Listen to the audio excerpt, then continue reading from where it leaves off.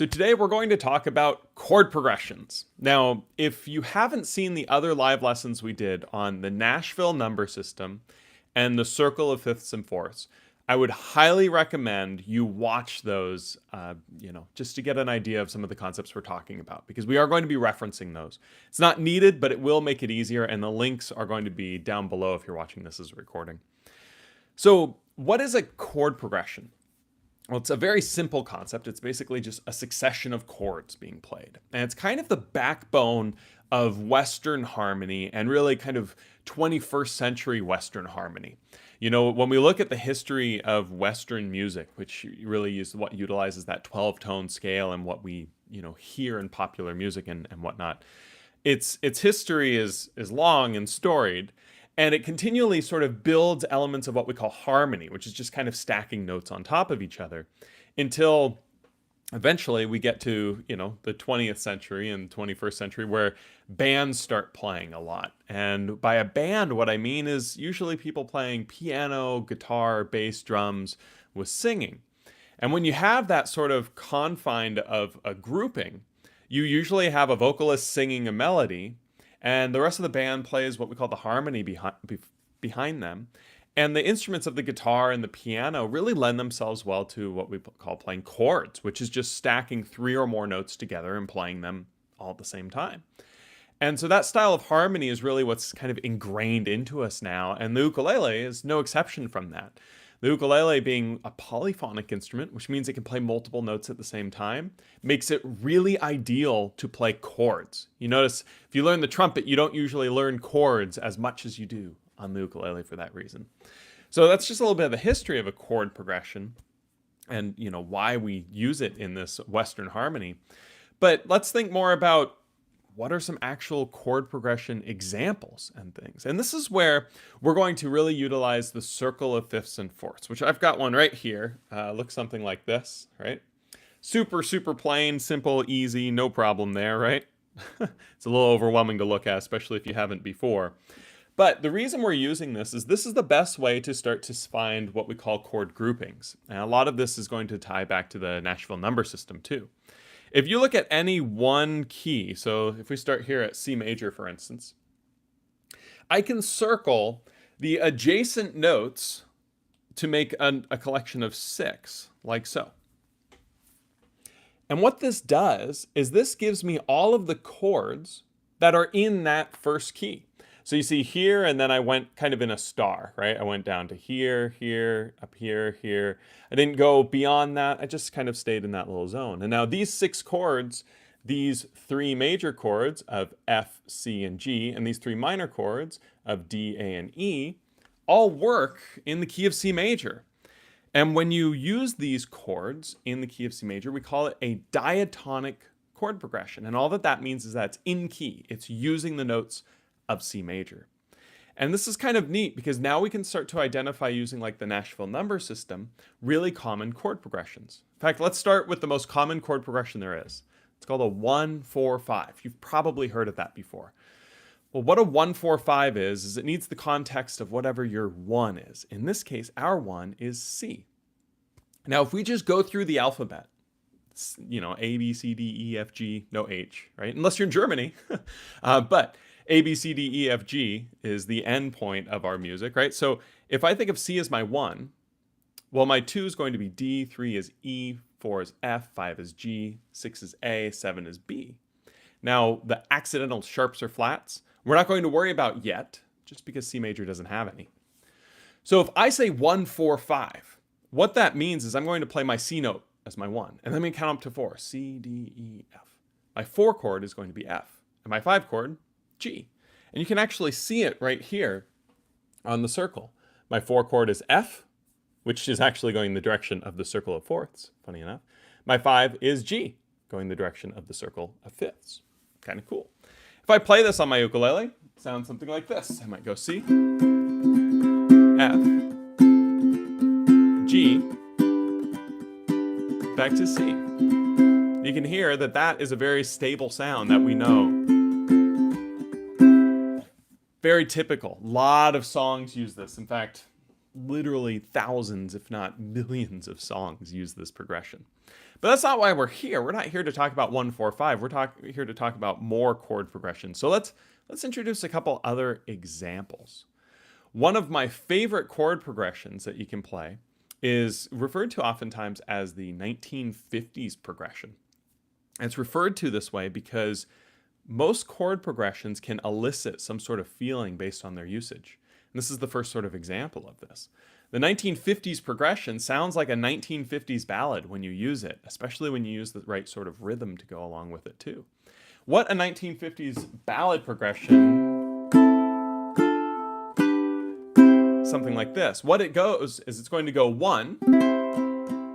In the case of our C, that's going to be C. And it's going to go 6. All right, well, let's count. C, D, E, F, G, A. A is the 6. Okay. Now, is it A major or A minor? I'm playing A minor, and you can actually look at the circle. And as it flips around, there's my A, and you see it says minor. Works out pretty well, right? So we have 1, 6. The next chord is D minor.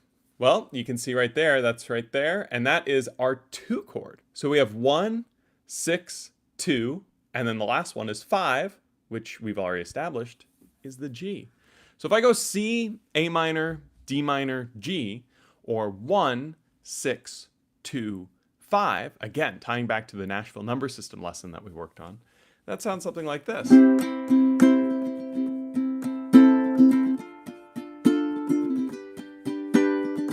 Kind of cool, right? You can sound, it's like I want a chocolate malt, and I'm sitting in a 57 Chevy as I'm playing this, right? Chord progressions will have these sort of identities that we can relate to, and that's a really powerful, cool thing to tap into, because if you're ever wanting it to, make that sort of sound, you can apply a chord progression to do it, right? So this is great and all, but we really want to see how this can kind of move. So what I'm going to do here is I'm just going to move all of my things adjacent 1. So now I'm going to highlight my G as my new 1, and then I'm going to circle the 6 around the G. It looks something like this. And I'm going to do the same exercise we just did. 1, 6, 2, 5. So 1 is G, 6 is G, A, B, C, D, E, F. Well, excuse me, I went to 7. G, A, B, C, D, E, right? We see, where's an E anywhere here? Oh, there's the E right there, E minor, okay? And then 2, G, A, you can see the A is right there, minor. And then 5, G, A, B, C, D, we get our D right there. Pretty cool, right? D major in this case. So I'm just kind of looking at that. And if I play this progression, 1, 6, 2, 5, sounds like this.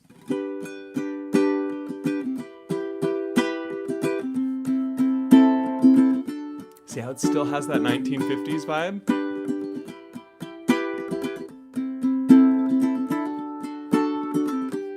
That's pretty neat, isn't it, right? The chord progression creates that identity more than the key does. It does sound different, no question, because it's different outline of chords, but it's still that progression, which is kind of awesome, right?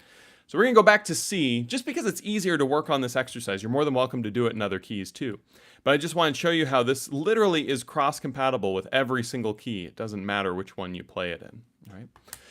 So that's our 1950s chord progression, 1, 6, 2, 5. Great, great sound, really cool, right? There's lots of progressions that we can do using this system and going through these processes. And so if you're interested in finding more what we call diatonic chord progressions like this, feel free to go on Google and type in chord progressions. And you'll see tons of stuff pop up. But we want to go a little bit more into detail of chord progressions that sort of break rules too, because it's more fun when we break rules, right? First way we're going to break a rule is we're going to talk about the 1-4-5 again. Well, 1-4-5 is the most common chord progression there is in most Western harmony situations. But the most common form of a 1-4-5, I think, breaks all the rules. Because what it is it's a blues. A blues is still a 1-4-5 usually. There's other forms of the blues, but typically 1-4-5. However, it's going to add a dominant seventh to it, which sounds insane. And if you know much about music theory and harmony, you'll know that that dominant 7 chord is usually applied to the 5. But we're applying it to the 1, the 4, and the 5, which is all kinds of weird. If you're wanting more help with music theory and wanting to dive more into that, Rock Class 101 has a great course on music theory that's linked down below. But just for today, let's go ahead and just think, okay, I'm going to play a 1-4-5, and I'm going to add a 7 to it. So if you know your chords, if we know that C, F, and G are a 1-4-5 in C, then we would know that a 1-4-5 blues would be a C7, F7, and G7, which certainly adds some difficulty to it, especially F7, right? F7 is played like this with an F chord, and then you add the third finger here on the C string and the pinky finger here on the third fret of the A string. Makes it a little bit more difficult. But you'll notice that just adding this note to each one of these chords creates a completely different identity. So if I play C, F, and then maybe like G, F, C. That doesn't really sound very bluesy, does it, right? But now what if I go like this? If I go...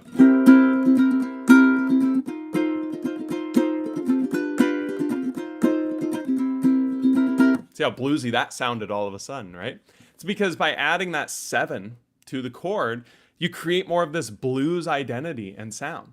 So if you're ever wanting to play a blues progression, it's actually really easy to do with your circle of fifths and fourths. All that you have to do is circle whatever, or, kind of think of whatever note you want to start on. Let's do A just for the fun of it. And then you go to the 4, which is directly behind it, and to the 5, which is directly in front of it, right? It's just those right there. And that's so easy to start to play because you can identify just those 3 chords and go from there. So if I play A7, D7, and E7, that's the 1, 4, and 5 in a blues. And I picked that one not on accident, but on purpose, because A blues sounds sweet on the ukulele.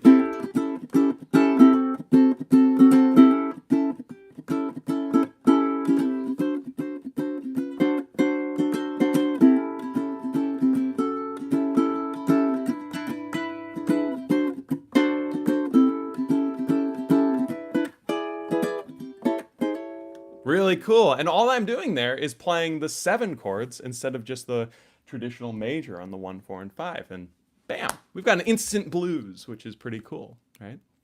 So that's one example of breaking the rules. And blues theory is sort of interesting because you can kind of explain it with Western harmony, but it requires a lot of words. And at the end of the day, you know a blues when you hear it. And the easiest way to recreate that is just to find a 1, 4, 5, add those 7s to it, and bam, you've got it. But let's talk about other ways to break rules too. And one of my favorite ways is to intermix different keys. So if I go back to our C major right here, right? I've got these 6 chords I can play with. My C major, my D minor, my E minor, my F major, my G major, and my A minor. And those are my 1, 2, 3, 4, 5, and 6 chords, my 3 majors, 3 minors that I can play. Quick note, saw a question in the chat. Aren't there 7 chords in a key when you're playing? Yes, there is. There's that diminished chord on the 7, which isn't represented in this. And that's just because it's a different chord type than the majors and minors. So that's kind of a next level thing we're not really going to talk about right now, but you are correct. It is there. This is just sticking to major and minor chords to make it a little bit more approachable at first. But I've got these 6 chords that work in C major, right? And so now I'm going to write a song in C major right now, just for fun, using these chords. And I'm going to try to use all of these chords. I'm not sure if I can do this, but we're going to try it. So I'm going to start with the C chord. And then I'm going to go to E minor. And then I'm going to go A minor. And then I'm going to go to F, G, to the C. Now I'm going to go to the D minor, to F, G, C. Yeah, that wasn't so bad, right? See, it sounds pretty nice. It's using all of these chords. And sometimes maybe I'll do something rapid. And you hear they all just sound nice and pleasant, it just works, right? But the problem is, you don't always just want nice and pleasant in your song. Sometimes you want a punch in the gut or something. Sometimes you want something to sound different. So you could just play a random chord, right? So what if I just add an F sharp chord in there? F sharp major. Let's see how that sounds.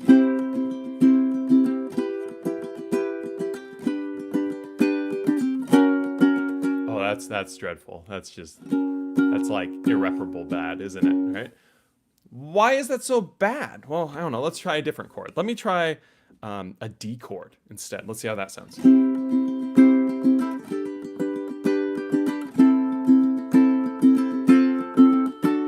Hey, that one was good. That one actually sounds kind of nice, doesn't it? Right?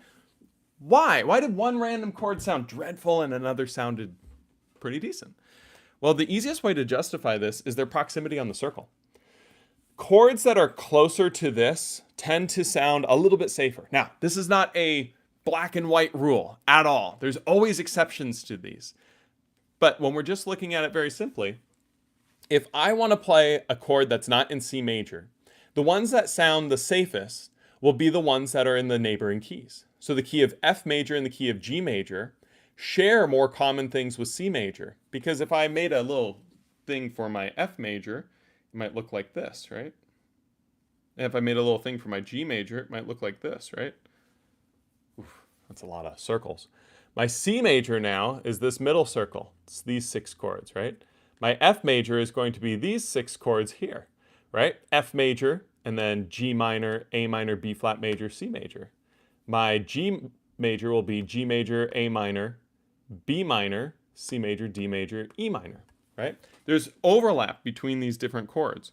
And that overlap is really nice because it allows you to kind of go between these keys and make it sound a little bit, different, but also familiar. When I went to my F sharp major chord, that F sharp major chord is all the way down here. And let me tell you, you don't get much more far away than the bottom of the circle, right? And that's why it sounded so crazy, is because it's so far removed from the top. If you play a D flat chord or you play a B chord, unless you harmonize it correctly, these don't sound as good as the chords up top would. So now I'm going to do this example again, and well, I played a D chord. Why did that work? Well, because I was going from my C to my neighboring G, and that actually sounds pretty nice. What if I went from my C to my neighboring F? Well, my C major has, again, C major, D minor, E minor, F major, G major, A minor. My F major has F major, G minor, A minor, B flat major, C major, D minor. There's overlap there, but then there's not. And so what if we play with that? Oh, it might sound like this.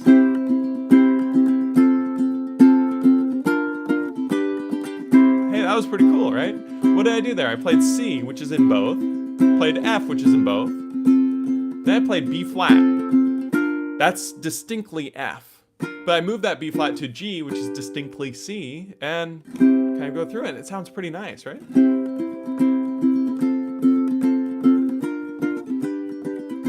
Now let's borrow from the G for a moment, right? So I'm going to play my C, and then I'll play an A minor. Now I'm going to play a D major to a G to a C. That's pretty cool, right?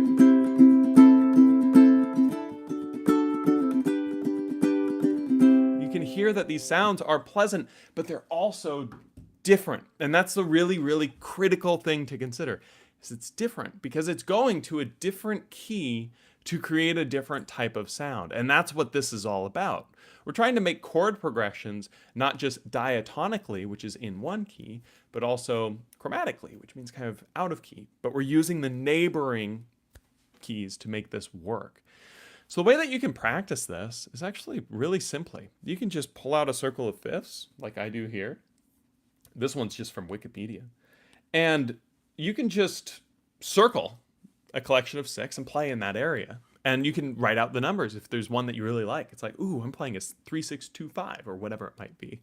You can identify that. And then when you want something different, you can go somewhere different using a different key that's neighboring. And this is actually really common in songs. You ever notice how some songs will be like sticking the same few chords and they'll do the bridge and it'll feel like a different key or something? Very often it is actually switching keys momentarily or borrowing from a neighboring one to create that sort of sound for a new identity because it sounds good. Now, all this being said, I'm not, that F sharp chord that I played before, you know how bad it sounded? I mentioned like a B chord would sound really bad too, right? They're not irreparable. And you can always harmonize things. And the more you learn about music theory, the more you kind of realize what you can and can't do, or at least rather, you learn how to articulate what can be done and can't be done. music theory at the end of the day is just a means to explain what sounds good. So if you're playing something and you play a chord that you think just sounds awesome and you can't explain why it sounds awesome, you don't need to. It's the job of somebody that wants to recreate it to explain why it sounds good, not yours. And so kind of a fun note. But you can make just about anything sound good if you know the proper harmony behind it, right? And so if I'm playing a C and I want to play like an F sharp, right? Oh, that's a big removal, right? But if I go to this sort of, if I go to that area, if I circle those notes and I try to play some of the chords in that position, maybe I can make it work. I'm not going to work on it right now because, man, I don't like the key of F sharp or G flat major. They've got 6 flats and 6 sharps. That's just madness. But anyways, I digress. There's one more concept I want to talk about today. And this concept is a little bit richer in some of the harmony. So if this has been difficult so far and this loses you a little bit, it's okay. It's totally fine. I don't expect everyone to get everything out of this lesson. But what I want to talk about just briefly was a concept called secondary function, which I spent like a quarter and a half in music theory studying. And we're going to talk about it in about like 6 minutes here. Secondary function, to distill it all down, is just to borrow harmony from another key to make a chord sound better. And the easiest form of this is what I call the 5 of, or what's called the 5 of. So let's say that I'm playing in C major, and I want to go to an A minor chord. Well, I could just go there. But let's say I want to make that A minor really pop. The way that I do that is I take my A and I play the 5 of A. And the 5 of A, if you look at the circle, remember the 5 is just always 1 clockwise around. It's the E. Now, if I play an E7 chord, it's going to make that A minor really sound good. Now, E7 is nowhere to be found in the key of C major, but it sounds really nice. Here's what it is.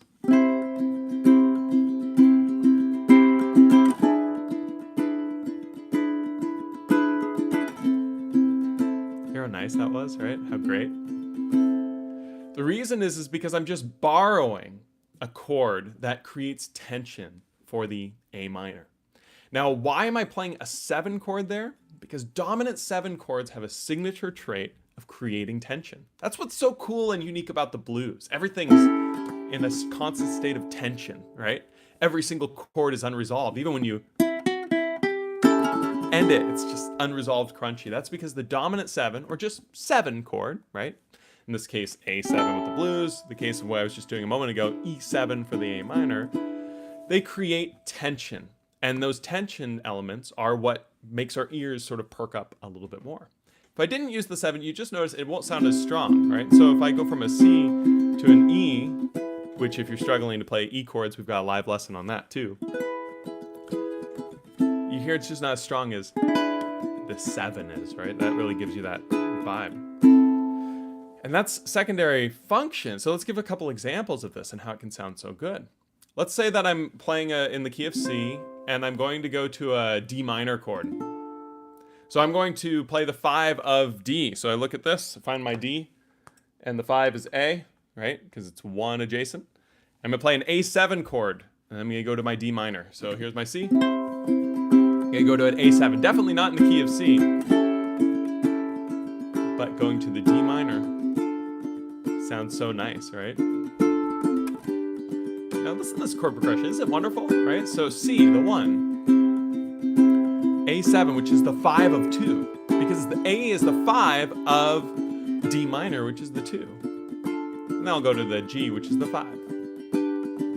So we would call this progression 1, 5 of 2. 2, 5, and we could do this for all sorts of things, right? It's really a great sound. What about the G, the 5 chord in C major? Well, what's the 5 of G? Well, we look at our chart here and we can see, oops, as it flips around, G is D. I'm going to play a D7. That's the 5 of 5, because G is the 5 of C, and D is the 5 of G. Oh, it's getting confusing, right? But if you listen to it,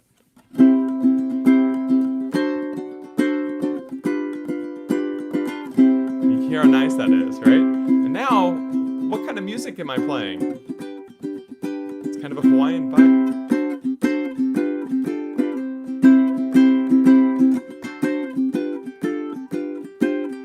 how that automatically sounds a little bit Hawaiian in its nature, doesn't it? Because they love to use that little secondary function role.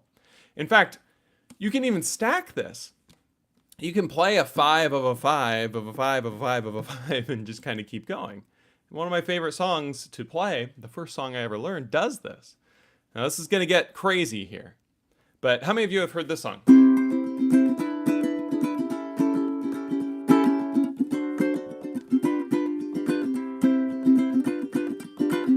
5'2", right?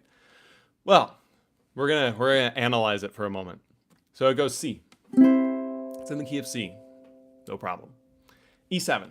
Well, E7 is the 5 of 6, which is A minor, right? But then instead of going to A minor, it goes A7, which is the 5 of the 2. And instead of going to the 2, it goes to the D7, which is the 5 of the 5. And then it goes to the 5, and then finally goes to the 1. So it's literally 1, and then it's 5 of 6, which is really going to be the 5 of the 5 of the 2, which is the 5 of the 5 of the 5 of the 5, and it gets crazy, but you can hear this sort of sound. And all that we do to make it easy to play is you look at the circle. I do E7, A7, D7, G7, C7, or C, and we're back. And you can do this anytime you're playing with a circle of fifths.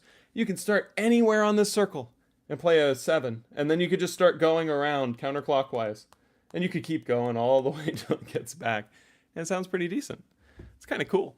So if I start like B7, for instance, all the way down there, and then go to E7, and then A7, then D7, then G7, then C7, F7, D flat 7, E flat 7, A flat 7, D flat 7, F sharp 7, back to B7. Just went all the way around the circle, played every single one of those 7s all the way through. And you hear it never really sounded bad, right? And that's because each one of these created tension that was both resolved in the next chord, but also creating new tension to continue going. The song I've Got Rhythm famously used this. And in music theory, we call this progression rhythm changes because it's just cycling through these 5s to create these different sounds. So if you ever really need a spark in your song, you can jump to a random point in the circle and use 7 chords to go all the way around. Give you this nice sort of old-timey type of flavor. And with this, you can hear this sort of, old Hawaiian sound and really old jazz. And well, if you want to make something more modern jazz, well, it builds off the same sort of concept. The most common progression in jazz music tends to be what we call a 2-5-1. And if we look at this, a 2-5-1 is going to be in C, D minor, G, C. But then we add 7s to it. And it's not just dominant 7s. Now we add 7s, either minor 7s, major 7s, or dominant 7s, which again sound crazy. But if you think of the 2 as a minor 7, and the 5 as a 7, and the 1 as a major 7, that creates the jazz sound. If you listen to this.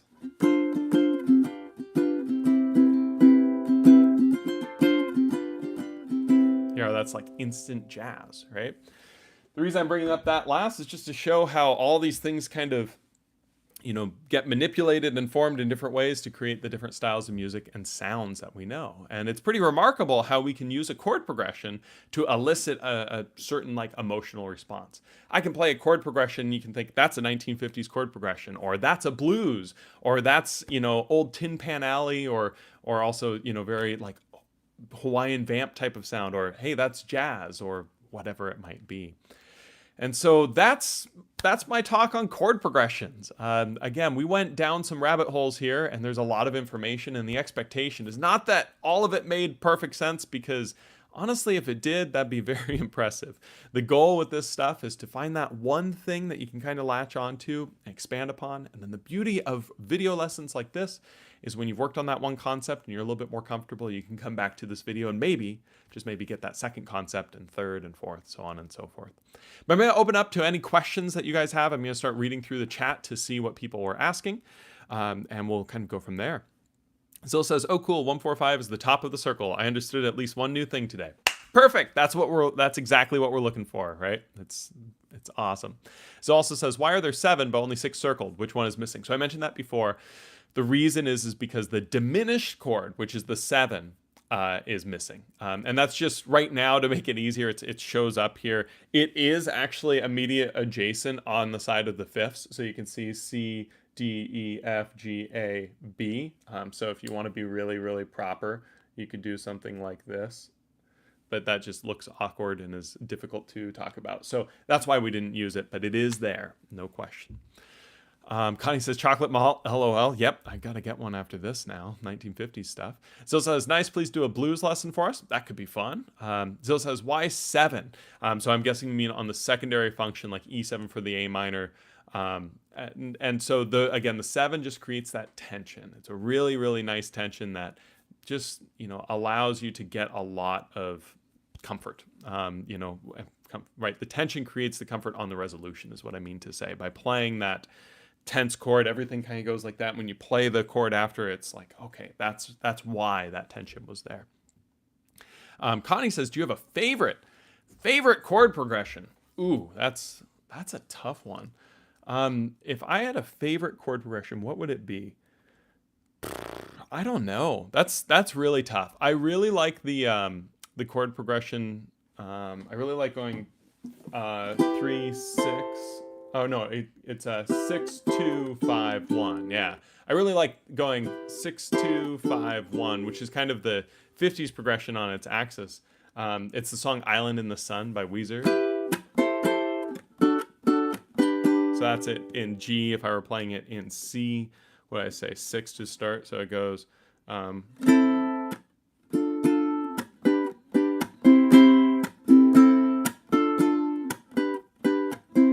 Like that sound. I like the minor, and then major with a little tension to major. That's one of my favorites. I think if I had to say one chord progression is my all-time favorite, though, it's a minor progression, which we didn't really talk about today. And it goes 1, flat 7, flat 6, 5. That's the body surfing progression. So an example of that would be like D minor, C major, B flat major, A major. Hear that sort of spicy. So 1 minor, 7 major, flat 7, flat 6 major, 5 major. That's just a really cool sound. But anyways, Andrea says, it was super helpful that I had joined your Circle of Fifths lesson beforehand and also played around practice with it. I bet. Yeah, the Circle of Matt's lessons. Yeah, and so definitely helps. There's no question there. It makes it a lot easier to view this sort of stuff. The Circle of Fifths and Fourths looks very scary, but the trick is just to find little things that you can reference to it. The problem that too many people have with the Circle of Fifths is they try to do the whole thing. Don't worry about the whole thing. Just worry about one little thing, like what Zill said. The top is the 1, 4, 5. If that's all that you get, don't worry about all the other noise. Just get comfortable with that, and then you can introduce more information, and it gets easier from there. Zill says, very helpful lesson today. Awesome. I was a little bit worried because I knew we'd talk about theory stuff, and I have a tendency to ramble and dive too deep on theory stuff because it's fun, and I love music theory. I love music theory because I couldn't just hear this stuff, and music theory was the way for me to have a relationship with it. And so if you struggle hearing this stuff, music theory can be a way for you to explain it and recreate it. But anyways, well, thank you so much for the questions, everyone. This has been a ton of fun. If you have any other questions and you're watching this as a recording, feel free to leave a comment down below, and I'll try to take a look at it. Every month on the second Saturday of the month, we do this live lesson, and so I can't wait to see what we do for next month's session. But otherwise, take it easy. I'll talk to you soon.